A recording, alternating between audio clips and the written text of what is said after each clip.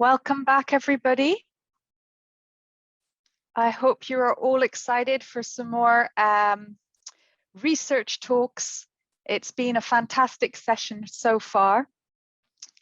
We've had some really exciting talks.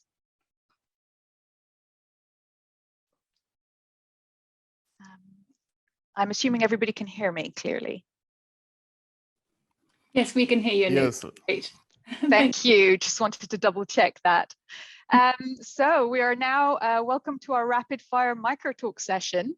We have an exciting lineup of research in progress. We will first hear all the talks, then have a brief Q&A with the speakers. Please pop your questions into the Q&A box and add the name of the speaker you would like it addressed to, so I can make sure that I'm getting the correct question to the correct person. After the brief Q&A, we will then move to our networking platform, where you will have the opportunity to discuss all the research you have heard with the speakers and participants of this meeting. Our events team will talk you through this move from this platform to the networking platform, so everyone will have the information on how to join. So for now, you can just sit back and enjoy the exciting research talks. So our first talk is by Lucinda Hazel, who will talk to us about the effectiveness of ultraviolet disinfection as a water treatment to inactivate cercariae. So over to Lucinda. Thank you. Hi, my name is Lucinda Hazel. I'm a final year PhD student at Imperial College London, and I'll be presenting my research on the ultraviolet disinfection of Schistosoma mansoni cercariae in water using UV light-emitting diodes. UV disinfection has gained quite a lot of attention during the COVID-19 pandemic, as people have looked to use it to disinfect air and surfaces. However, it's been widely used to disinfect water since about the 1950s. It's very effective against chlorine-resistant pathogens such as Cryptosporidium and Giardia. It's chemical-free, and unlike chlorine, it doesn't produce any disinfection byproducts. UV light doesn't necessarily kill pathogens, but it rather inactivates them, primarily through damage to the nucleic acids.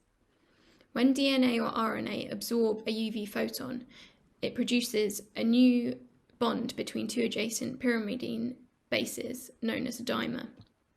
Dimers prevent DNA or RNA from being replicated, which in turn prevents cell replication, and thereby renders the bacteria or virus harmless. The UV disinfection mechanism in larger microorganisms, such as schistosome cercariae, is less clear, but we know that UV light also causes direct damage to proteins, and it can cause indirect damage to other cellular components through the production of reactive oxygen species. However, DNA damage correlates most strongly with inactivation in most pathogens. Conventionally, mercury arc lamps are used for UV disinfection of water. However, UV LEDs, which have been around since about 2010, are of increasing significance. They have a number of benefits over mercury arc lamps, but the most important for this application is that they can be battery or solar powered, which makes them well suited to point-of-use applications in remote or off-the-grid locations. This image here is from a recent study which examines the effectiveness of a zero-energy UV LED reactor using a dynamo attached to a hand pump to power the UV LEDs. They do, of course, have some disadvantages, such as the high upfront cost, but the technology and efficiency is continuing to improve all the time. Previous studies on schistosome cercariae suggest that a UV dose of 5 to 4 millijoules per centimetre squared is required for a 90% or 1 log reduction in worm burden in mice. However, in these studies, the cercariae were visibly unharmed and they were still able to penetrate the skin of the animal host. The goal of water treatment should be to prevent infection entirely. Therefore, further research was required to determine what dose is required to prevent schistosome cercariae from penetrating the skin, making water safe for contact activities such as laundry and bathing. We're unable to carry out animal testing in our lab to assess infectivity, so I used a simple microscopy assay assessing the motility and morphology of cercariae to determine if they are alive or dead. Cercariae were exposed to a range of UV doses at 4 peak wavelengths in the germicidal range of UV light, and they were then studied under the microscope immediately after exposure and 1 hour and 3 hours after exposure. These photos are of cercariae that are exposed to 0, 100 and 300 millijoules per centimetre squared. For context, a 1 log reduction in E. coli can be achieved at about 2 millijoules per centimetre squared, and in adenovirus, which is considered to be quite UV resistant, at about 45 millijoules per centimetre squared. I found that a dose of over 200 millijoules per centimetre squared was required to achieve a 1 log reduction immediately after exposure, but this decreased to about 130 millijoules per centimetre squared after 1 hour, and about 100 millijoules per centimetre squared after 3 hours, showing that UV damaged cercariae are unable to repair themselves. 265 nanometers was found to be the most effective for immediately killing cercariae, but after 1 hour there was no significant difference between 265 and 285 nanometers. Improvement in water supply infrastructure is required for sustainable control and elimination of schistosomiasis and other NTDs, and the emerging technology of UV LEDs has the potential to provide chemical-free, point-of-use water treatment that is suitable for remote and off-the-grid locations. The high fluencies required to kill Schistosoma mansoni cercariae might suggest that UV disinfection is not an efficient water treatment method for preventing transmission of schistosomiasis. But it's important to note that assessing the total death of cercariae is a fairly conservative measure of UV effectiveness, and I'm currently researching other methods to determine if UV damaged cercariae are non-infective or non-viable at lower doses. Thanks for listening to my presentation. I'll be happy to answer any questions in the networking session. Thank you very much, Lucinda, for your talk. We will now go to our second talk, and this is by Cynthia Umunnakwe on the exploration of African games for the delivery of behavior change communication for the control of schistosomiasis. Over to Cynthia. Good day, everyone. I am Cynthia Umunnakwe, a PhD student from the Federal University of Agriculture, Abeokuta in Nigeria. I'm here to give a presentation on my research on the exploration of African games for the delivery of behavioral changes communication for the control of schistosomiasis. Introduction, objective, and methodology. Behavioral changes communication currently being delivered for the control of schistosomiasis are often involved use of static and non-interactive methods such as use of posters, radio jingles, and billboards. Games with innovative modification has been used to deliver BCC, which significantly increase knowledge, attitude of and practices of school children in a study carried out by Ejike et al. In 2017. And also Ejike et al. In the year 2020 also redesigned the Chiefs and Ladders board game into a version 2.0, in which the game was tested in a randomized control trial, and the game proved to increase treatment compliance with praziquantel among school children. This current investigation seeks to map and identify African games that can be used to deliver BCC for the control and prevention of schistosomiasis. It involved a community participatory approach using structured questionnaires, interviews, and focus group discussions, which were used to map and identify the games for children and adults.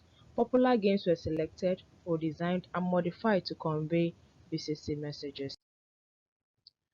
Table 1 here shows the African games that were mapped and identified. Number 1 on the list is the Ludo game. This is a board game that are played by 2 to 4 persons using a dice and counters. The second one is the Ayolokpon game. This Ayolokpon game is indigenous to the Yoruba-speaking tribe of Nigeria. It's a board game. It's a game that has knots on holes carved in a wooden platform. And the draft game is a board game played with counters, which is very popular among adults. And the word game, lastly, is very popular with school children. Overall, the Ludo, Ayolokwa and draft game were selected for BCC, and is as a result of the fact that this game, if we look at the percentage, you see that the adults for Ludo and children, Ludo was the most loved, most preferred games among the two categories. The Ayolokwa followed next with a 14.7% among adults and a 4.8% among children, and lastly the draft with 10.9 and 4.8% in adults and children respectively. The What game had a lowest preference among adults, and that is because adults do not really love playing this game, hence it was not selected for modification. Here we have the pictures of selected game, the What game, the draft game, Ludo game, and the Ayo game. Here we have a picture of the Ludo game, the original Ludo game that is commercially available in the market, and the redesigned logo game with the BCC messages.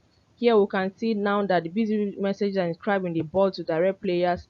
The player moves in the direction of the arrow pointing backwards when he encounters a risky behavior, such as when he fetches water from a river, and while the player moves in the direction of the arrow when he encounters a preventive measure.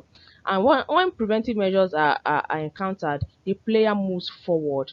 Risky behaviors such as engaging in water-related activities and practicing open defecation are found in the houses where the counters are kept. The game is approximately 1.5 pounds, and it has versions in both English and Yoruba languages. Versions in other African languages can be produced based on request, and also a randomized control trial to determine its effectiveness as a BCC tool is currently ongoing, and results are expected in few months. Collaborations are welcomed. I acknowledge my team members and my project supervisor, Professor Umunnakwe. This project was funded by the Royal Society of Tropical Medicine and Hygiene, United Kingdom, small grant awarded in the year 2020, of which I was a beneficiary. Thank you for your attention. Thank you very much, Cynthia. Our next talk is by Lydia Trippler on the schistosomiasis elimination in Zanzibar. Over to Lydia.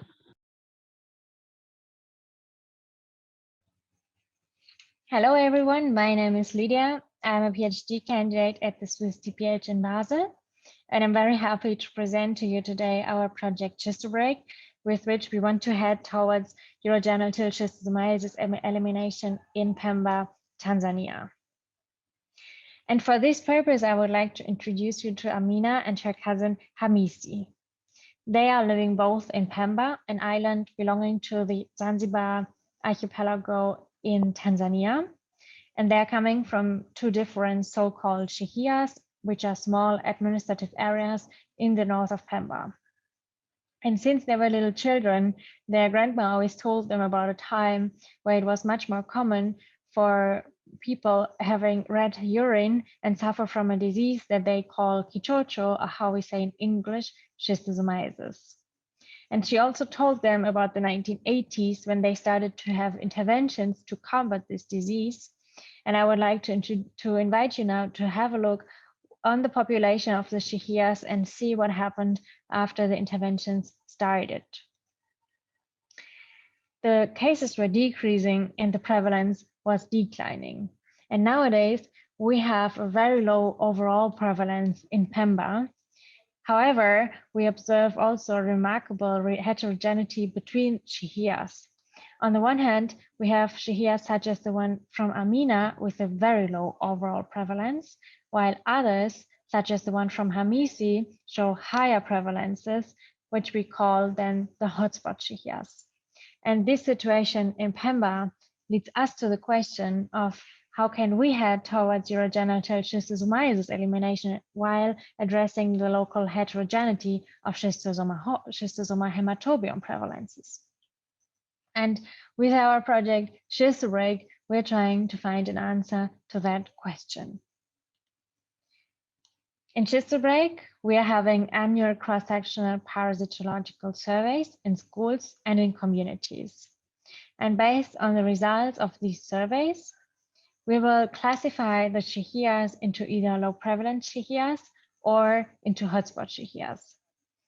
And in the hotspot shahias, such as the one from Hamisi, we will have multidisciplinary interventions like MDA, behavior change measures, and snail control.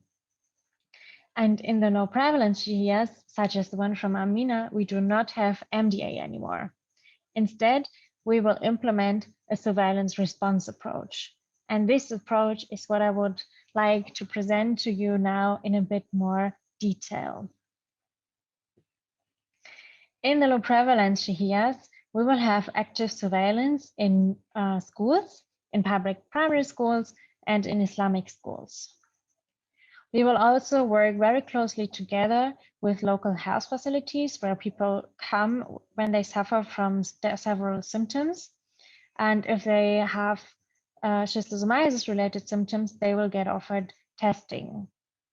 If we find individuals positive either in the schools or in the health facilities, we are going to do two things. First thing, we will offer them treatment on the spot in the schools and in the health facilities. Second thing, we will follow up on them and also offer testing to their household members and to other individuals that use the same water bodies as the positive tested individuals do. And also here, if we find additional positive individuals, we will offer treatment. Furthermore, we are going to do snail surveys in the water bodies. And if we find bolino snails, we will apply snail control with niclosamide. Schistosoma is meant to be adaptive, which means if a shahia such as the one from Hamisi is showing very low prevalences in the next cross-sectional survey, it will also turn into a low prevalence shahia and will also receive the implementation of the surveillance response approach. We just arrived in Pemba a few days ago, and I'm very excited now to put theory into practice and to see what is happening if I push that button and how are the prevalences in our study shahias going to change. And my research for the next years will mainly focus on the sensitivity of the surveillance response approach. But I will also focus on the impact of the interventions in all of the shahias, the performance of several diagnostic approaches, and on micromapping of study shahia characteristics. And I'm very much looking forward to see how the future of children like Amina and Hamisi is going to look like related to schistosomiasis. And with that, I very much thank you for your attention. Thank you very much, Lydia, for that presentation. We will now hear from Leonard Gunga on the community strategies to improve trial adherence in Madagascar. Over to Leonard. Hello everyone, welcome to my rapid fire presentation. My name is Leonard Gunga, I'm working for the Bernhard Nocht Institute, and my subject today is community strategies to improve trial adherence and experience from freeBILy. In the next 5 minutes, I give you an overview of trial perception here in Madagascar.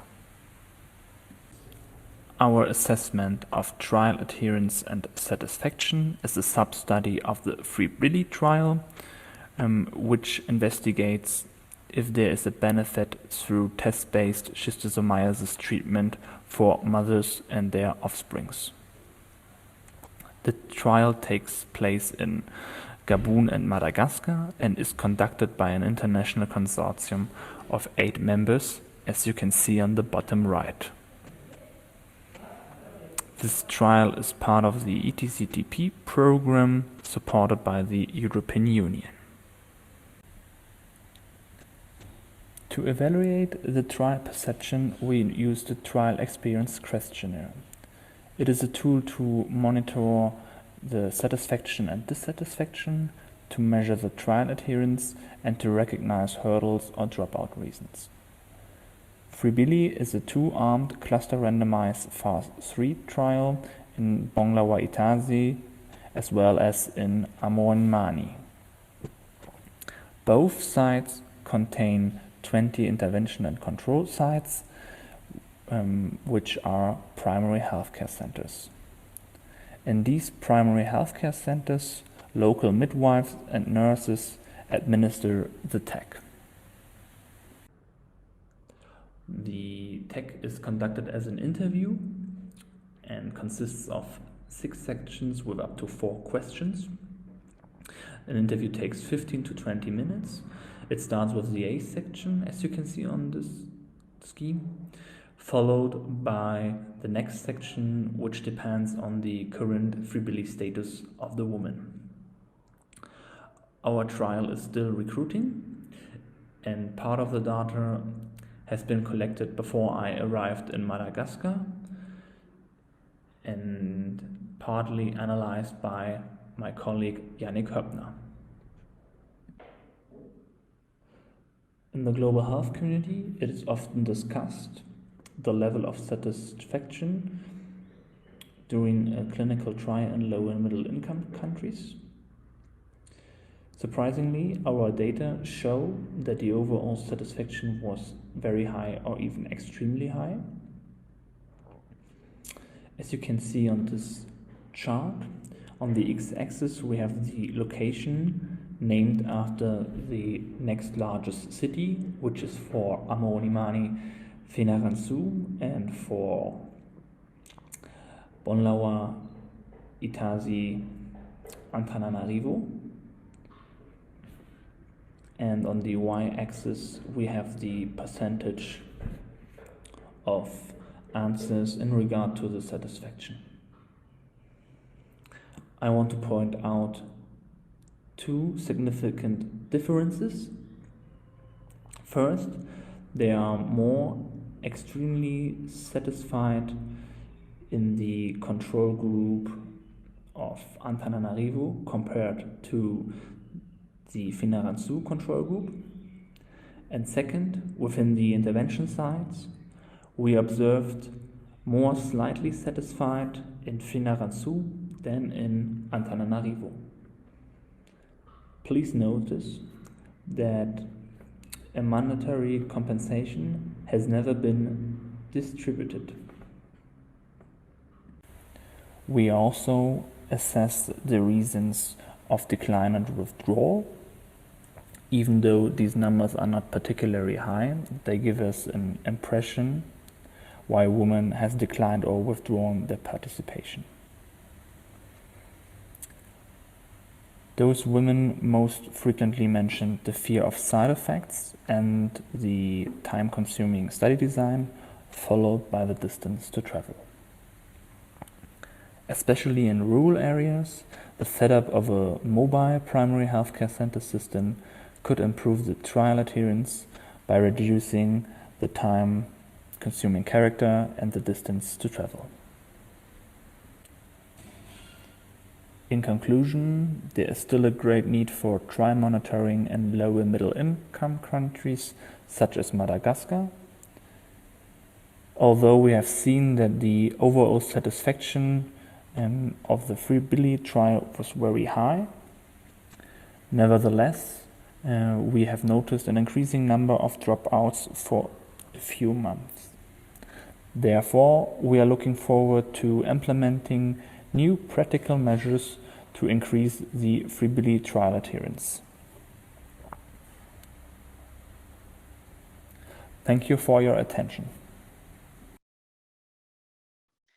Thank you very much, Leonard. Our next talk is from Mattieu Razafindralava, who will present on upconverting phosphor technology-based lateral flow for schistosomiasis diagnosis in Madagascar. Just to let you know, this talk is in French with English text slides. So those of you who do not understand French, you can follow using the slides, and I will help with translating any questions in the Q&A. So do please feel free to post your questions in English. Thank you very much. Over to Mathieu. Bonjour à tous, je m'appelle Mathieu Razafindralava. Je travaille en tant que technicien de laboratoire au sein du Centre d'infectiologie Charles Mirieu Madagascar, UCP-LF. Cette présentation s'intitule les outils de diagnostic de la bilharziose via la technique UCP-LF. La bilharziose est une maladie tropicale négligée très présente en Afrique. Elle affecte sérieusement la qualité de vie des champs infestés. Pourtant, les femmes et leurs enfants sont exclus des campagnes de traitement de masse. Ils sont traités selon les résultats des tests formels comme la microscopie. Cette dernière est certes spécifique, mais peu sensible. Aux environs de 2004, le test POXICIE a été développé et commercialisé.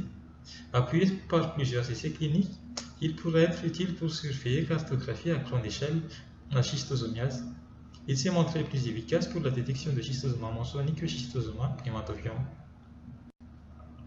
Comme on voit sur ce slide, le projet freeBILy est un consortium international regroupant l'université d'Antananarivo, l'université de Fianarantsoa et le CCM à Madagascar, le CERMEL au Gabon, le PNITM et l'université de Tübingen en Allemagne, le LUMC aux Pays-Bas, l'IS Global en Espagne. Ce projet fait partie du programme de l'IDCTP soutenu par l'Union européenne. À Madagascar, freeBILy est une étude prospective, randomisée de droit, intervention et contrôle. Elle se déroule dans les CSP ou centres de santé de base, qui sont des centres de santé primaires à Madagascar. Ils sont répartis dans 21 sites de la région d'Antananarivo et 21 sites de la région de Fianarantsoa.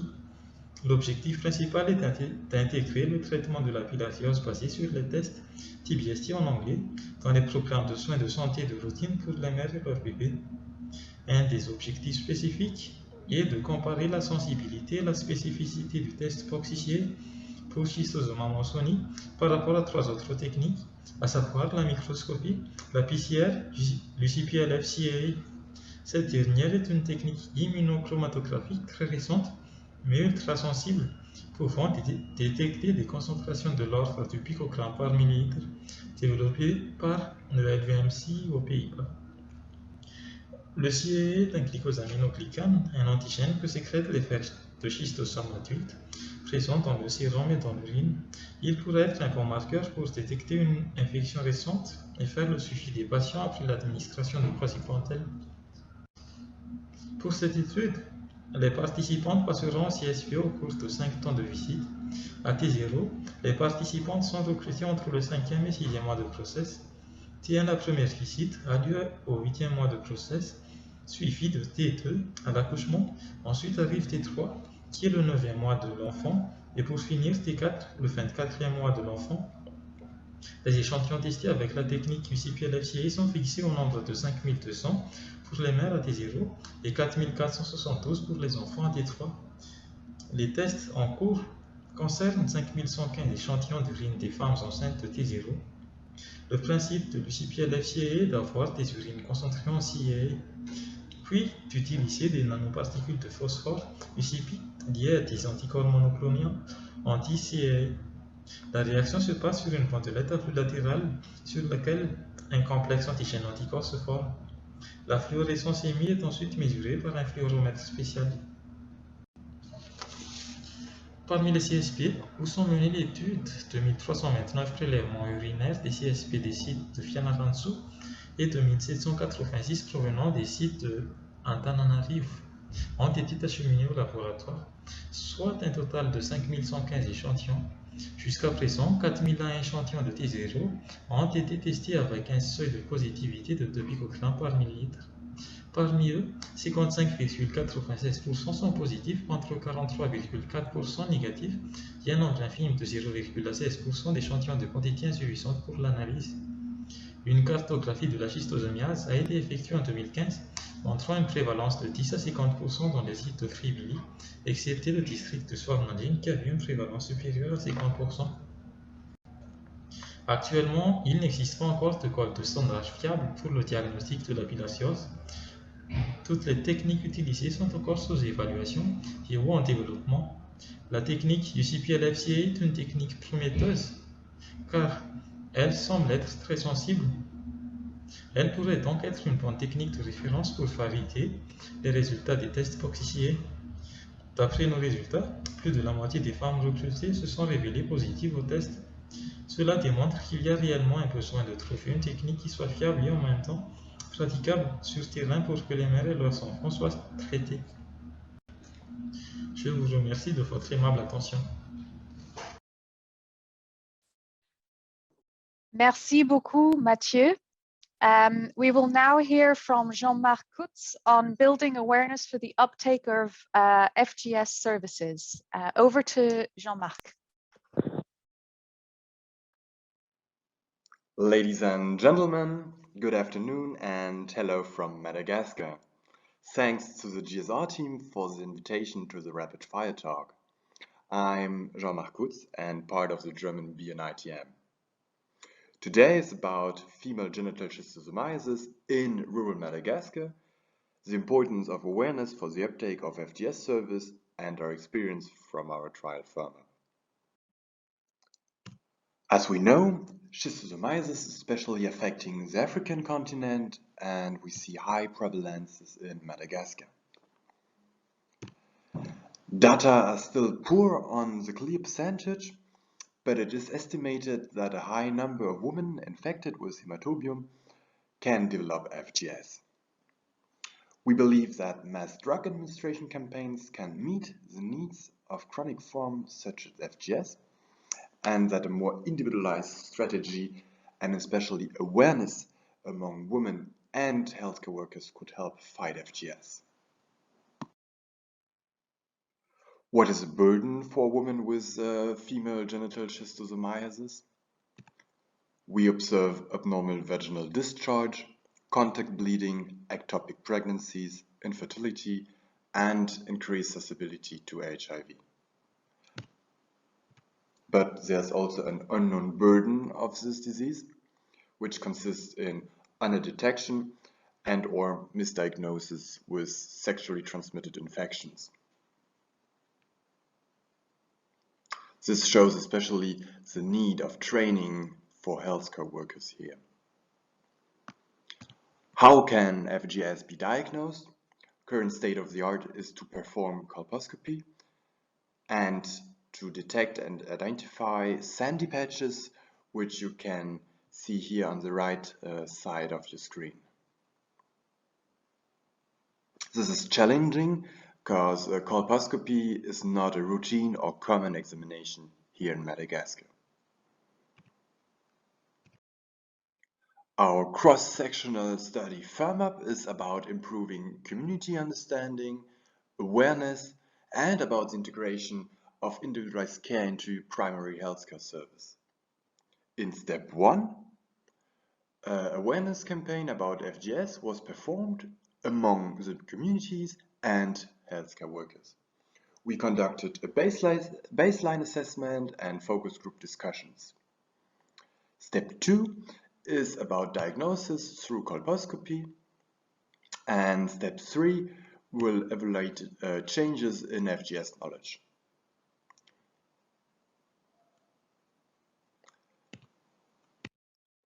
Let us have a look at very first results from step 1. We identify low level of knowledge among women and also among healthcare workers, which suggests the importance of awareness and training here. During our awareness campaign, we reached out to the general population and healthcare workers through dedicated radio spots, special adapted flyers, as you can see here on the right side for the general population and on the left side especially for healthcare workers. We also had particular discussion sessions and a Facebook info page. Here in the middle of your screen you can see a primary healthcare center in the northwest of Madagascar. In the context of step 2, we successfully trained midwives to perform colposcopy, included already moreover than 350 women for diagnosis and sample collection, and we here noticed already a high percentage of FGS. What's next? Next is the follow-up assessment to evaluate a change in FGS knowledge. We can conclude that knowledge on FGS is low among the women and healthcare workers. that there's a need for awareness among communities and healthcare workers, and that there's a potential to promote awareness of FGS, train healthcare workers to colposcopy, to diagnose FGS, to promote addition to diagnosed service and individualized treatment. Thank you for your attention, ladies and gentlemen, and a special thank you to the founder of this project, CoreNTD. Thank you very much, Jean-Marc, for that summary of the firm-up work. And our final talk is from Silvia Mesquita on loop-mediated isothermal amplification to detect Schistosoma mansoni in snail hosts in Brazil. Over to Silvia.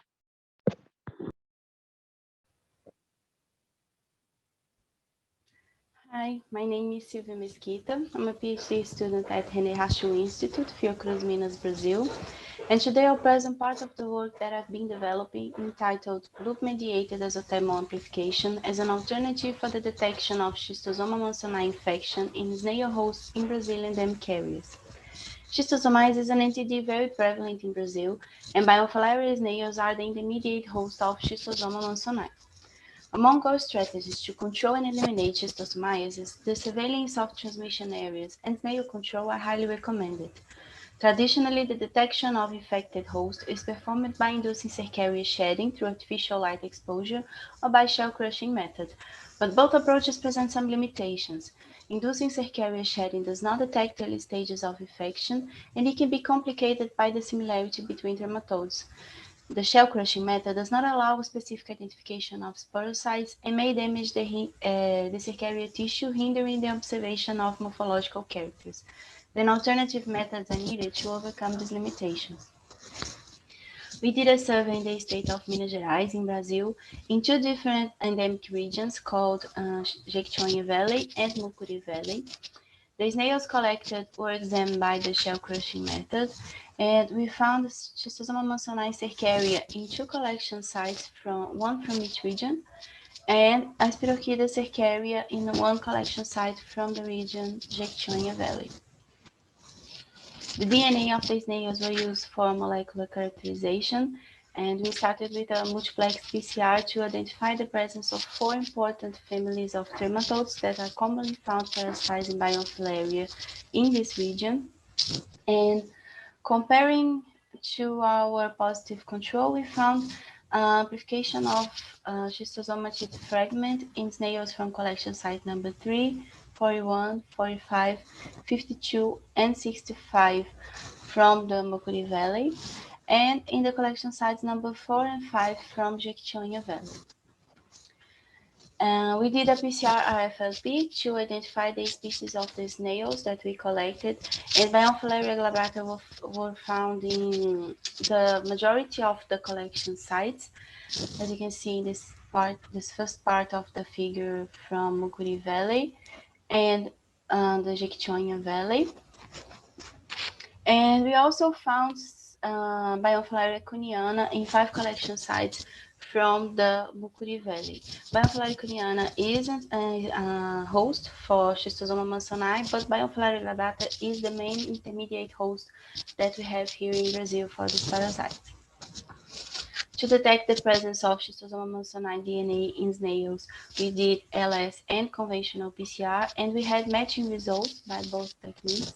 As you can see highlighted in this figure, the presence of infected snails was detected in collection sites number 41, 45, and 52 from the Mucuri Valley, and 2, 4, and 5 from the Jequitinhonha Valley. And then we did the LAMP assay following Fernando Souto protocol with some adaptations. And we also found the presence of infected snails in collection site number 41, 45, 52, and 2, 4, and 5. This can be seen by the amplification pattern observed here in this gel, but also by color changing after adding the dye, where the yellow tubes represent positive snails and the orange ones represent the negative snails. These tubes can be exposed by UV light, and the fluorescence represent positive snails, and the absence of fluorescence represent negative snails. Using all these results, we were able to map transmission areas. As you can see here in this figure, the red dots represent the active transmission focus of schistosomiasis. And in summary, Biofilaria glabrata was found in all municipalities. Schistosoma mansoni was detected in 2 collection sites by peristological exam and in 6 collection sites using molecular methods, including LAMP.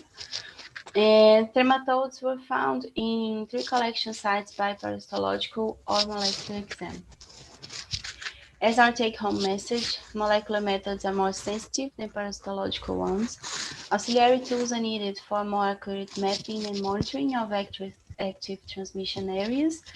And LAMP-SA shows great potential as it's very specific, sensitive, fast, and applicable directly in the field, which is an advantage of LAMP in comparison with other molecular methods that we have available. Thank you. Thank you very much, Silvia, for that talk. And what a great set of talks we've had. We now have just under 10 minutes to take some questions. I know already that Cynthia has been taking orders for the Ludo game, so that's great. And there has been a lot of interaction in the Q&A box, which is also great. Thank you very much for that. I will start with perhaps a question for, let's start with a question for Lydia, which is from Michael French. So that's a great presentation, Lydia. I really like the adaptive nature of the Zanzibar project. Do the low prevalence shihias have low prevalence due to previous rounds of treatments and therefore could have high underlying transmission? Will this affect the intervention and results? So over to you, Lydia. Yeah, thank you so much. Yeah, for sure. I mean, Zanzibar has such a long history of interventions, which is for sure one reason that the prevalences are that low. Another reason might also be that the characteristics of these shihias are a bit different from the so-called hotspot shihias, as they have less water bodies as the other ones, which might also be a reason for them having lower prevalences. As in the low prevalences, we do not have MDA anymore. It will affect if there is underlying transmission. We will see this in the next cross-sectional surveys. So we will really have a look on how is this going to work. And if we also see the prevalences are rising again after us implementing this, then they will turn into hotspot shihias in our classification again, and they will again have MDA, for example. So Schistosoma is really adaptive, and yeah, so if there is underlying transmission, we will recognize and act. Thanks very much, Lydia, for that question. I have actually a question for Lucinda, and it's really fascinating to hear, about the UV treatment and how it could potentially be used for water treatment. This may be perhaps a naive question on my part, is coming from me. Do you think this would also work on Miracidia and perhaps a wastewater treatment method? Yeah, so UV is mainly used for drinking water treatment because one of the issues it has is UV is actually absorbed by organic matter in the water. And so with wastewater, where there's higher levels of organic matter, you get more absorbance. And so it's therefore slightly less effective. But there have been previous studies on its effect against Miracidia. There have been 1 or 2, and it was also shown to be sort of a similar level of effectiveness. But again, that was based on studies that were using infectivity in snails rather than looking at whether or not they were killed or no longer infective. Yeah. Thanks very much. I have a question for Silvia.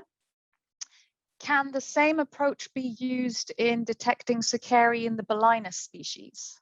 It's over to you, Silvia. Thank you for the question.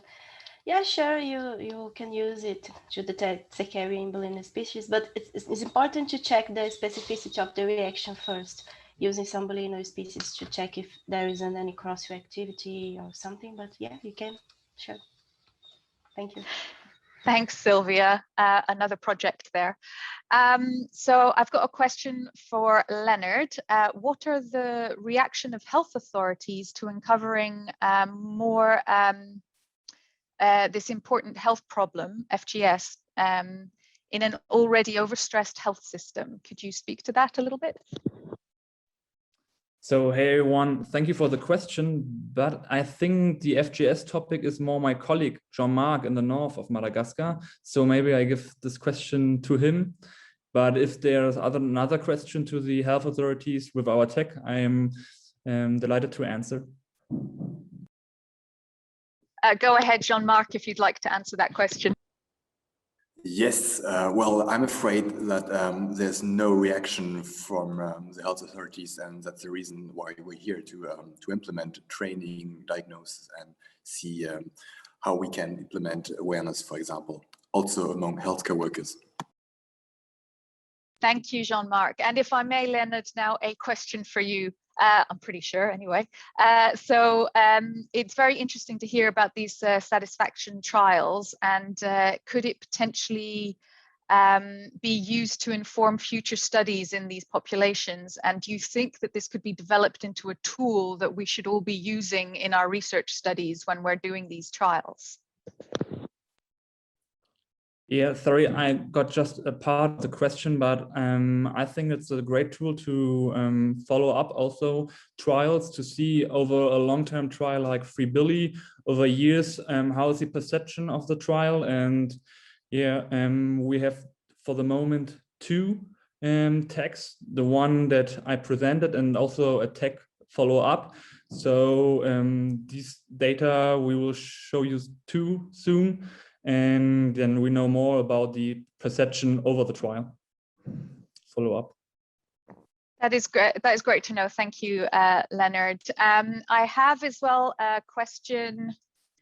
I think there was a question for Mathieu, but I don't know if you're already typing an answer, Mathieu, but I will try to see if I can ask it to you. So the question is, what was the diagnostic method to establish the true positive individuals? And just to say it as well in French, quelle a été la méthode de diagnostic pour établir les individus réellement positifs? Mathieu. Oui, merci beaucoup pour cette question. Ici à Madagascar, dans l'étude freeBILy, on utilise plusieurs techniques par rapport à l'UCP-LF, à savoir le proxy, la microscopie des selles et aussi la PCR. Et donc, dans le futur, on essaiera de comparer les résultats de ces tests-là par rapport aux résultats de l'UCP-LF. Et jusqu'à maintenant, on a juste les données de l'UCP-LF, mais on fera des PCR dans le futur. Et on n'a pas encore ces données-là. Merci beaucoup, Mathieu. So from Leonard and Jean-Marc, correct me if I get this wrong in my translation. From what I understand, the diagnostic tests that were used to confirm infections included the CAA, and you're also doing PCR, is that right? And you're getting the results of the PCR as well to confirm infection. Yeah, that's right. So there's a panel of tests we're comparing. Thank you very much. And I have a question for Cynthia, if she's not busy taking orders of the Ludo game. So I think there was a question, Cynthia, on whether or not you observed any negative side effects from the game playing approach in terms of engaging behavior change. Thank you very much for that question. I did not observe any negative effects from playing the game from the players. I did not observe any.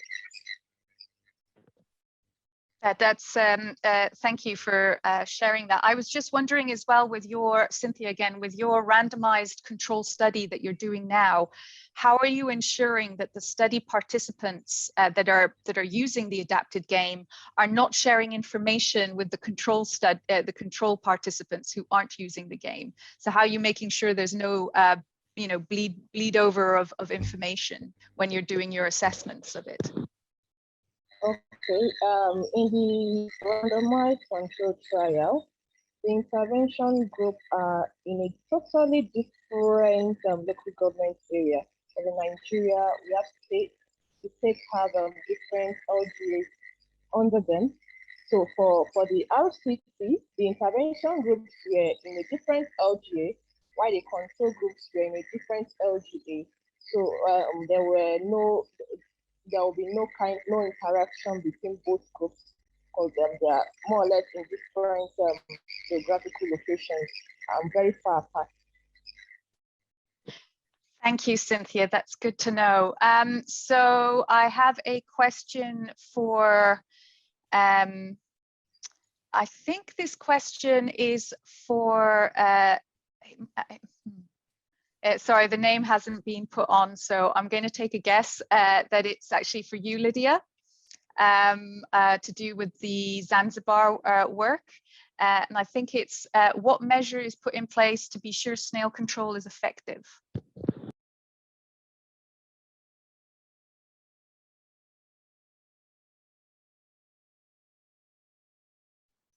Okay, I hope you can hear me now.